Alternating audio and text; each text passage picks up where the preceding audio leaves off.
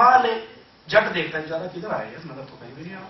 वो मिलाद के अंदर कुर्सी सजी होती है बड़ी खूबसूरत, तो किसी ने कहा भाई ये कुर्सी बैठ जाओ इस पे, कहा गुस्ताख पे वकूफ हुआ, ये रसूलुल्लाह सल्लल्लाहु अलैहि वसल्लम के लिए सजी है, वो यहाँ आकर बैठेंगे। कहा अच्छा जब आए तो जरा मुझे फिर दिखा देना, मैं भी देख लूं कि अल्लाह के नबी आए बैठे।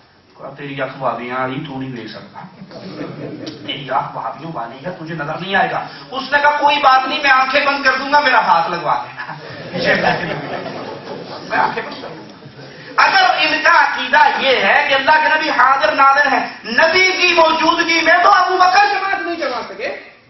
अबू बकर नमाज पढ़ा रहे, अल्लाह के नबी पीछे से आए, सहाबा ने इशारा किया, अबू बकर पीछे लौटे। अल्लाह के नबी ने कहा पढ़ा लेकिन पीछे हटे। सलाम फेरने के बाद आपने कहा मैंने जब कह दिया था कि तू नमाज पढ़ा, फिर तू वापिस क्यों हटा? कहने लगे अबू कहाफा के बेटे के लिए कैसे जायज है कि अल्लाह के नबी पीछे खड़े हो और वो इमाम बना रहे हो। नबी की मौजूदगी में अबू बकर इमाम नहीं बन सकते तो इलियास कादरी तकरीर कैसे कर सकता है? नबी की मौजूदगी में ओवैस कादरी के सरद में पढ़ सकता है? खुद रसूलुल्लाह बैठे हैं तो उनसे जमात करवाओ उनको। मस्जिद नबी के अंदर अल्लाह के नबी जिंदा मौजूद हैं, हाजिर नादिर हैं, खुतबा कोई और शेख आके सुना जाते हैं, तो नबी की मौजूदगी में कोई और खुतबा कैसे देता है? अगर ये अकीदा रखा जाए कि अल्लाह के नबी जिंदा है, हाजिर नादिर हैं, तो ये अकीदा कुरान हदीस के खिलाफ अहले शिर्क का अकीदा है।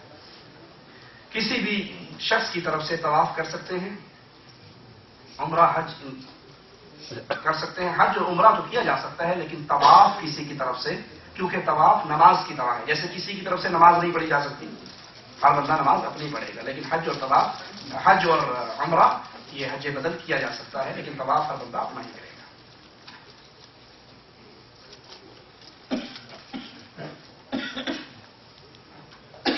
रशीद अहमद गंगोही, अशरफ अली थानवी, इमदादुल्लाह महाजर मक्की, ये तीनों हजरात अपने मकतूबात की वजह से आपके अकीदे के मुताबिक मुसलमानों में शामिल हैं या नहीं, साफ अल्फाज से बयान फरमाएं। मैंने तो भाई मेरा अकीदा वही है जो कुरान अल्लाह अज़्ज़ व जल की तरफ से उतारा हुआ कलाम है, उसमें जो बयान है वो हमने आपको पढ़कर सुना दिया कि अगर कोई शख्स खुश्की के अंदर, तरी के अंदर गैरुल्लाह को पुकारता है अपनी मुश्किल कुशाई के लिए, हाजत रवाई के लिए, तो ऐसा अकीदा रखने वाला मुसलमान नहीं है। बाकी बात दूसरी कि अब फुला इब्ने फुला मुसलमान था या नहीं, तो ये अल्लाह जाने वो जाने, हमें क्या पता ये किताब उसने लिखी भी है, ये तुमने उसके नाम पे टोपी ड्रामा किया था, हमें पता है? हमें क्या पता मरते में उनकी क्या हालत थी, वो तौबा कर दी हो सकता है ये किताब उन्होंने लिखी ही ना हो, किसी ने उनके नाम से मशहूर कर दी। तो फुला इब्ने फुला कैसा था? तिलका उम्मा कद खलत लहा मा कसबत, ये तो गुजर गए, जो कर गए वहां पर पा लेंगे। अब मैं और आप हैं, जो हम करेंगे हम पाएंगे।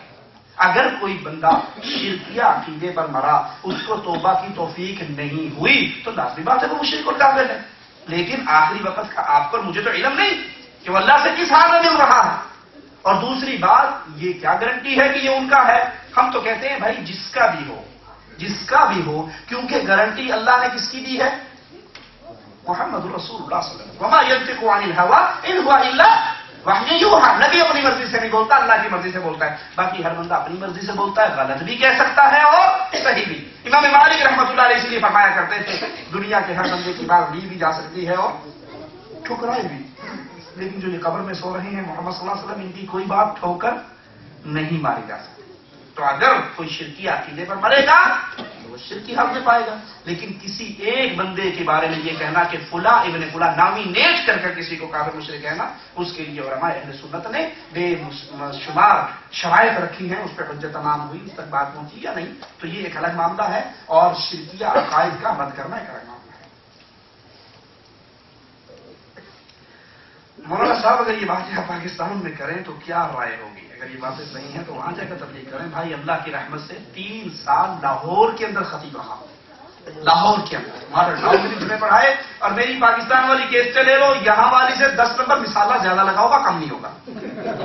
याद करो, जो गोली जैदी के बेटे के लिए बनी है वो मेरी ही इस छाती में उतरेगी, और जो गोली मेरे लिए नहीं बनी कोई माई का लाल यहां उतार। हमारा तो ईमान है जो रात मट्टी के ढेर में है, कोई पंजतन पाग मिलके आ जाए उसको बाहर, और जब तक जिंदा हैं उस वक्त तक उसको नीचे कोई डाल सकता। लाहौर जाइए आप, स्टेशन के साथ بوہر والا چوک لاہور میں بڑا مشہور ہے، وہاں پر میڈیکل کالج حمید ہومیوپیتھک میڈیکل کالج ہے، ان کالج کے پرنسپل سے ملیے۔ میری تقریباً کوئی 70 کیسٹیں ہیں کتاب التوحید کی شرح کے اندر، جو میں نے لاہور شہر میں، جس کو ظالم کسی اور کی نگری کہتے ہیں اور وہ زمین اللہ کی ہے، وہاں کھڑے ہو کر کتاب التوحید شیخ محمد الوہاب نجدی رحمۃ اللہ علیہ کی پڑھائی اور اسی طرح پڑھائی وہاں پر موجود بھی ہے۔ کہنے والوں نے ہمیں کہا، فون کرنے والوں نے کیے، دھمکی دینے والوں نے دیا، مار دیں گے، کھا جائیں گے، اڑا دیں گے۔ میں نے کہا جب تک اس نے زندہ رکھنا ہے کوئی مار، اور جب اس کی طرف سے موت کا فیصلہ ہو جائے کوئی بچا۔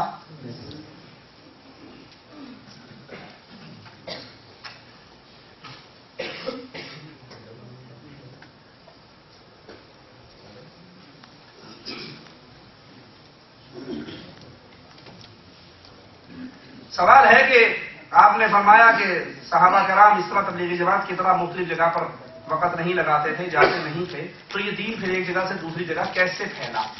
میرے کہنے کا مقصد یہ ہے کہ اللہ کے نبی نے جب صحابہ کو کہیں مبلغ بنا کر بھیجا تو مستقل بھیجا۔ حضرت معاذ کو بھیجا یمن میں تو وہاں رہ کر تبلیغ کرو۔ مسلمان انڈیا میں گئے تو وہاں آباد ہو کر ان کو اپنے کردار، اخلاق، ایمان سے تبلیغ کرائی۔ مکے والے مدینے اور مدینے والے مکے 3 دن کے لیے، 40 دن کے لیے، سال کے لیے، اس کی کوئی قرآن و حدیث سے دلیل دے دیجیے۔ مکے والوں نے مکہ کب چھوڑا؟ جب کفار نے بات سننے سے انکار کر دیا، اور جب تک وہ سنتے رہے نبی ان کو سناتے رہے۔ اب میں جو لاہور کو چھوڑ کر فیصلہ آباد جا رہا ہوں تو کیا لاہور میں سارے مسلمان ہو گئے یا سارے کافر ہو گئے جو مجھے نئی جگہ کی ہجرت کی ضرورت پڑ گئی؟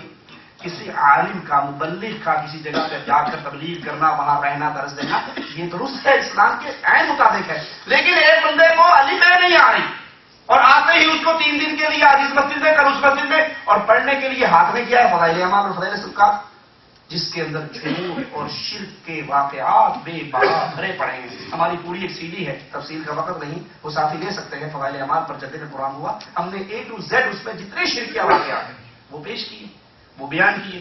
ایک شخص کہتا ہے کہ ہم جماعت بنا کر ایک بزرگ کی قبر کی زیارت کے لیے گئے تو قبر والا خواب میں آیا، ہم اونٹ پہ سوار ہو کر گئے تھے، اور کہنے لگا تم میری قبر پہ آئے ہو، بھوکے جاؤ تو مجھے اچھا نہیں لگتا، یہ اونٹ مجھے دے دو اور اس کے مقابلے پہ اوریجنل آرا نسل کا اونٹ گھر میرا کھڑا ہے وہ تم لے لو۔ خواب میں سودا طے ہوا، اور پھر سنیے، کلیجہ تھامیے، قرآن کی آیات سے کیسے ٹکر کھا رہا ہے یہ واقعہ۔ اور پھر صاحب قبر اٹھا، اونٹ ذبح کیا، ہم صبح اٹھے، اونٹ ذبح ہو گیا تھا، ہم نے گوشت بنایا، کھایا پیا، واپس جا رہے تھے، سامنے سے فلاں ابن فلاں آ رہا تھا، ہم نے کہا تم میں فلاں ابن فلاں کون ہے؟ کہا میں ہوں۔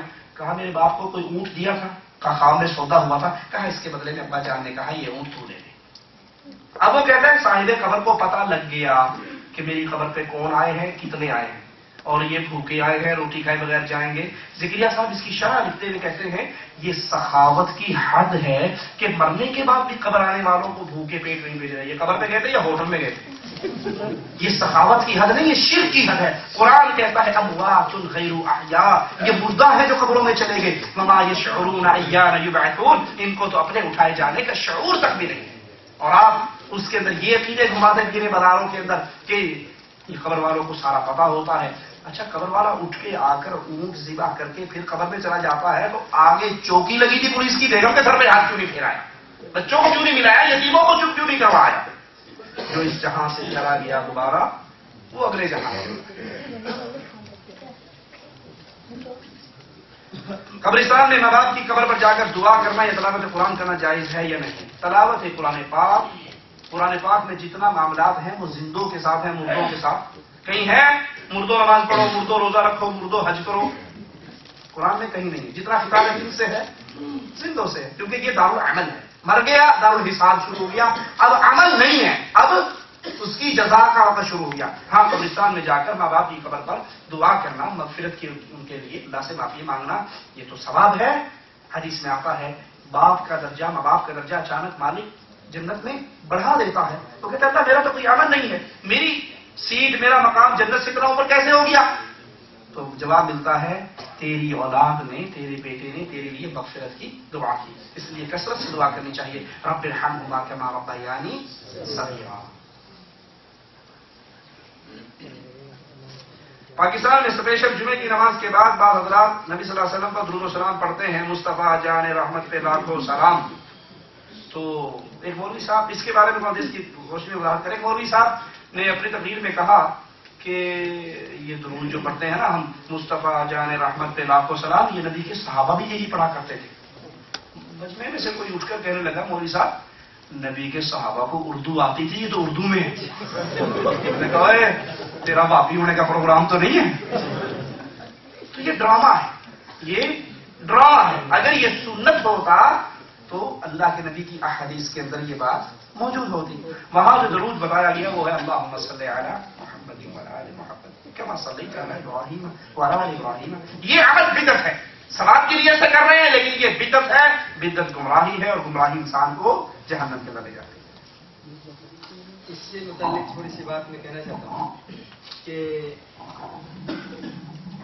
یہ جس آدمی نے یہ بات کہی ہے اس کے لیے تو صحیح ہے، مگر آپ کے لیے ہمارے لیے صحیح نہیں ہے. آپ کہیے گا ایسی کیا بات ہے کہ ان کے لیے صحیح اور ہمارے لیے صحیح نہیں ہے. یہاں ہے مصطفیٰ جان رحمت پہ لاکھوں سلام. ٹھیک ہے، مصطفیٰ جنہوں نے یہ بات کہی ہے ان کے لڑکے کا نام مصطفیٰ ہے اور جان رحمت ان کی بیوی کا نام ہے محترمہ کا. اگر وہ اپنے بیٹے اور بیوی کے لیے وہ کہہ رہے ہیں مصطفیٰ جان رحمت پہ لاکھوں سلام تو کوئی بات نہیں. ہر آدمی اپنے بال بچوں پر یہ بات کہہ سکتے ہیں مگر آپ کے لیے ٹھیک نہیں.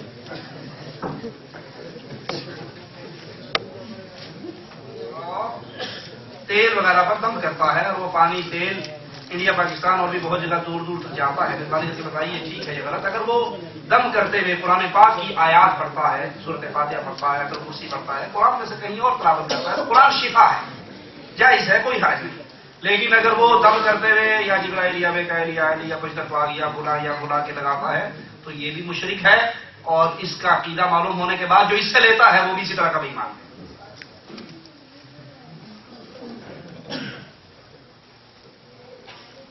اگر میں نماز پڑھ کر آیا اور ٹی وی دیکھنے لگ گیا اور پھر کچھ دیر کے بعد نماز کا وقت ہو گیا تو دوبارہ وضو مجھے بنانا پڑے گا یا آپ دیکھ لو کیا دیکھ رہے ہو؟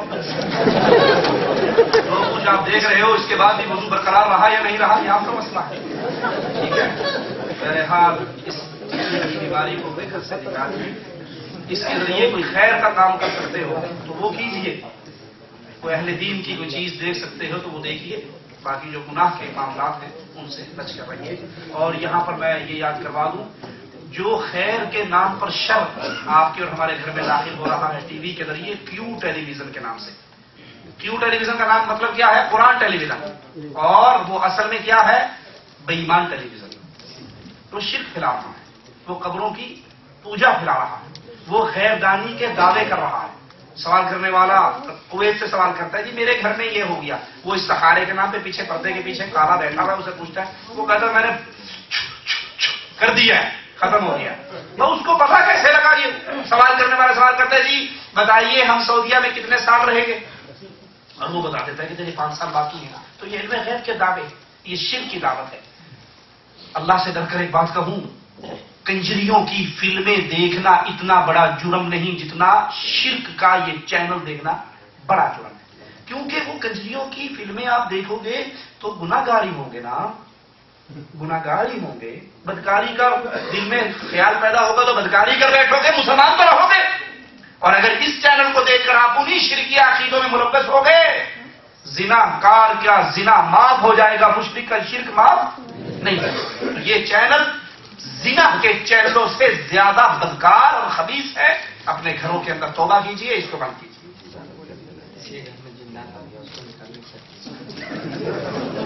کسی کے گھر میں شیاطین آ جائیں اس کو نکالنے کا کیا طریقہ؟ آپ نے پہلے بلایا کیوں؟ اور جنات کہاں آتے ہیں؟ جہاں ٹیلی ویژن ہو، جہاں گانے ہوں، جہاں کمرے میں داخل ہوتے ہی وسیم اکرم، عمران خان، شاہ رخ خان اور کون سے خان پتہ نہیں کتنے بے ایمان، سب کی تصویریں، یہ فلاں کنجری کی، یہ فلاں کنجری کی، یہ فلاں کنجری کی.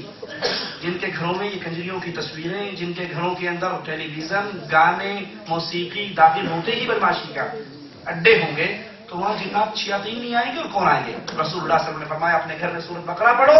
جس گھر میں روزانہ سورۃ بقرہ پڑھی جائے اس گھر میں شیاطین نہیں کرتے.